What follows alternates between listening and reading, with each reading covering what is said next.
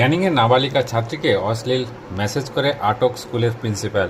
শিক্ষাক্ষেত্রে একের পর এক দুর্নীতিমূলক ও অশালীন ঘটনার মাঝেই নতুন করে চাঞ্চল্য ছড়ালো ক্যানিংয়ে।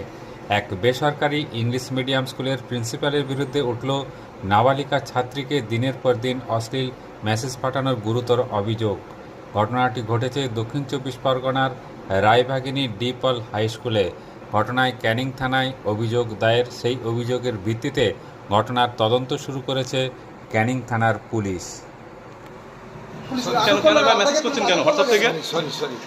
প্রিন্সিপাল হয়ে কেন মেসেজ করলেন? কেন অশ্লীল ভাষায় মেসেজটা কেন করলেন? কেন? আপনি তো প্রিন্সিপাল,